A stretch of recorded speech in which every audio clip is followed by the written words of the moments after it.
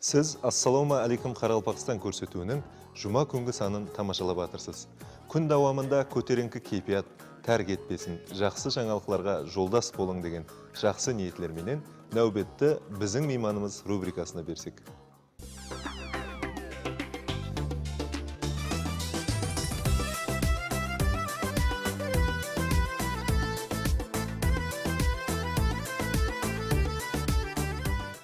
Ассаламу алейкум, сізлер менен біздің мейманымыз рубрикасы арқалы дидарласып тұрғанымыздан қуаныштымыз. Бүгінгі мейманымыз өзінің жырау сыпатында жетілістіруге әрекет етіп, бұл бағдарда бірқатар жетіскеліктерді қолға кіргізіп атырған замаласымыз Аяпов саламат болады. Студиямызға қош келіпсіз. Жақында ғана болып өткен Самарқандтағы Шарқ тараналары музыкалық фестивалына қатынасып, сыйлы орынға мүнәсіп деп табылдыңыз.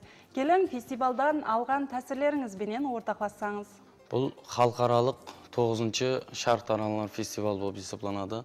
Бұған енді дүние жүзінен бір 52 мемлекеттен адамдар келіп қатынасып, әркім өзінің миллилігін, сондай бір талантын көрсету бақытына миясары болған фестивал есептелінеді. Біздер басында әмме мемлекеттің шығуларын көрдік. Өзім көріп отырдым, әмме мемлекет қайтып шығады. Қайсы мемлекеттің қандай миллилігі бар, әммесін бір-бір көріп, кейінен жақылы барып, сахнаға шығып болғаннан кейін сол аспапларын көріп, өзімнің аспабыма ұйқаслығы бар ма, жоқ па, соларын көріп, сөйтіп бір олармен сөйбетлесіп, сөйлесіп, тәжірибе алмасу бақытына да мияссар болдық.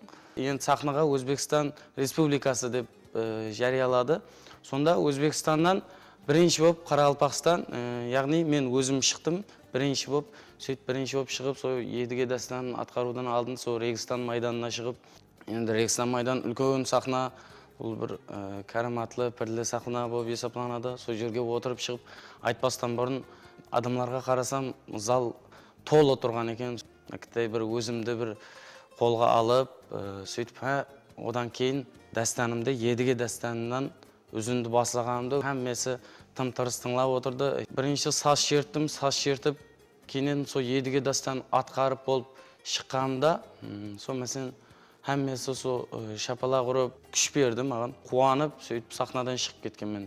Сол жюрилер, ұлыма сол шетелден келген жюрилер, Өзбекстанның жюрилері әммесіне сол миллилігіміз ұнаған екен, сол миллилігі үшін деген дипломмен сыйлықтандым. Рахмет, саламат, сіз қолыңызға қобыз алып жырлаған Самарқандтағы Регистан майданы хақында интернет материалдары текарына таярланған мағлұматымыз орын алып тұрған еді. Келің сізбенен біргелікте тамаша етсек не дедіңіз? Мәйлі, бұл енді Регистан майданы сол бір ұлы пірлі жер болғаннан кейін, бұл жерде мен өзіме жаңа сахнада қосып айтқаннан кейін бұл біз үшін бір қуанышлы.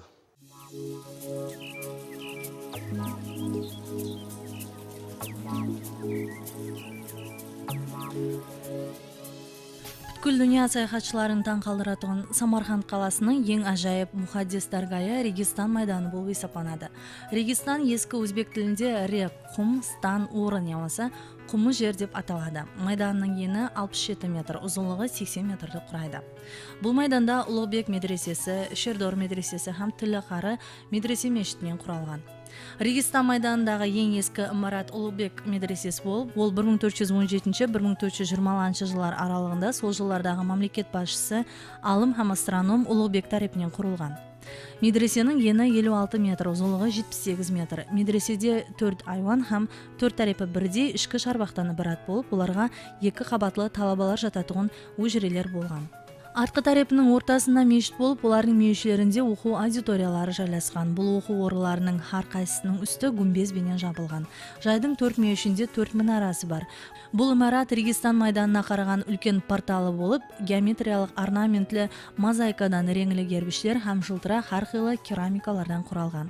Алынған мағлұматларға қарағанда шайыр, алым һәм философ Абдрахман Жами оқыған. Бұл оқу орнында математика, геометрия, логикадан һәм басқа да бірқатар сабақтардан сол уақыттың ең ұлы ілімпазары Қазызада, Ар-Руми, Жамшид Қияс ад-Дин, Аль-Қаши, Аль-Құшшылар менен бірқатарда Мырза Ұлықбектің өзі де сабақ берген екен. Сол уақытлардағы Самарқанд қаласының басқарушысы Ялантуш Бахадур тарапынан 17 ғасырдың басында Шердор һәм Тіліқары медреселері құрылып басталған. Шердор медресесі ұста Абул Джаббор һәм нағысла ұстасы Мухаммед Аббос тарапынан құрылған. Шердор медресесі тура алдында жайласқан Улугбек медресесіне азғана өзгерісіменен ұсап кетеді. Ол өзінің үлкен гүмбезіменен ажыралып тұрады.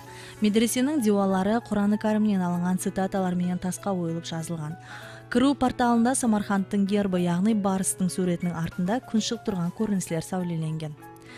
Тиллахары медресесі Регистан майданының арқа тарапында Шердор медресесінен кейін 10 жылдан соң 1420 жылы құрылған. Оның бас фасады симметриялы болып, оның ортасында үлкен портал, екі қапталында арқалы ойылмалардан құрылған текшелерден құрылған болып, олардың мүйешелері гөззал мұнаралар менен жұмақланады.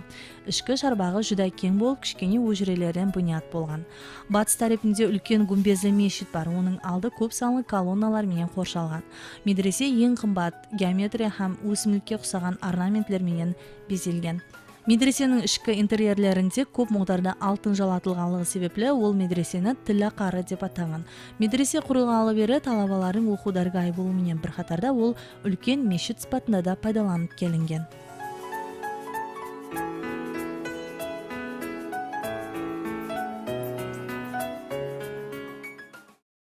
Жырау Қарақалпақ халқының мирасы саналған дасталарды ятқа білу керек. Саламат, сіз қазірде дастан ядлап атырсыз ба? Дастаны ядлауға мөнәсебетіңіз қалай? Қарақалпақ халқының ұлма дастанлары, мәселен, әммесі өзінің орны өзгеше, әрқайсының.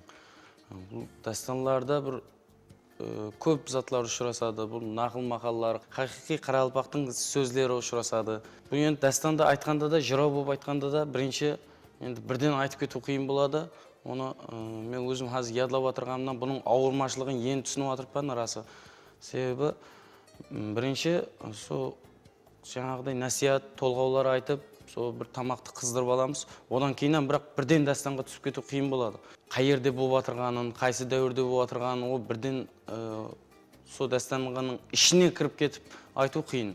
Бірақ дастанды айтқанда, сол ішіне кіріп, һәм қапталындағылардан соң өзіне дастанның ішінде жүргендей қылып суреттеліп бере алмасаң, бұл дастандай ол шықпайды. Дастанның қиыншылық жері қосыққа келгенде де қиыншылық тудырады сол жыраулар үшін. Себебі сол енді бір мынандай тамағымызбенен айтқан уақытында бұрынғы ата-бабаларымыз бекарға алдына шай қойып айтпаған екен. Сол образды ұлыма анық ішінде жүрген кезінде сол қосық айтатын кезде сол шай ішіп алып қосық айтуының себебі өзін басып, қосыққа бейімлестіріп, һәм давам етіп кете береді екен. Газ саз, газ сәубет дегендей, келің саламат. Дасталарыңыз бірінен естісек? Мен қазір сол өзімнің бірінші дастанлардан бірінші репертуарыма айланып атырған Ершора дастанынан үзінді айтып беремін.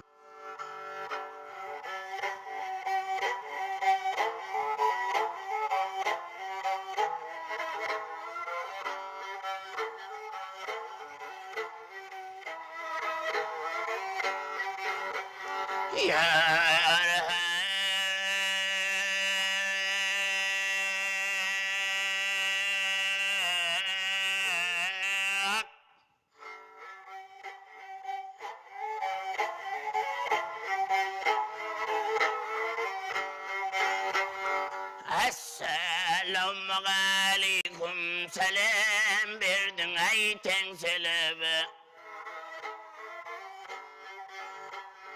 Ferdi şatkana nerek boy ve alaikum ayesselam.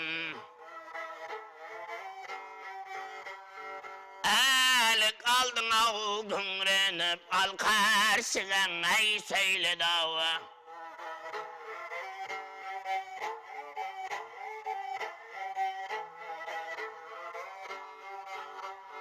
Argı yatağında sorasam kara buraya kanı dava. Belge yatağında sorasam köküsten yay tama dava.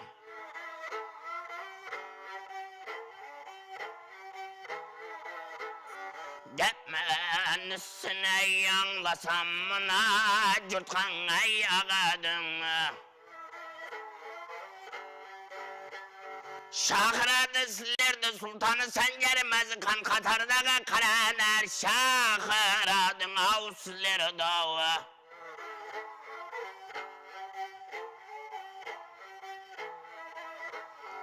Ұзақ жолған ай жетпеге Тұғырдағы ай сұңқарды Шақырады патшамыз енді ауға шықпаға телбеде тұрған тұлпарды шақырадың ау патшамыз. Рахмет. Халқымыз арасында жақсы ниет ярым ырс деген ажайып бір гап бар. Сол айтқандай жақсы ниет кеулімізде, соң ісімізде, жақсы сөзімізде көрсете алсақ, біз үшін орылап болмайтұғын істің өзі болмайды. Жақсы ниет жолдасыңыз болсын айзлер.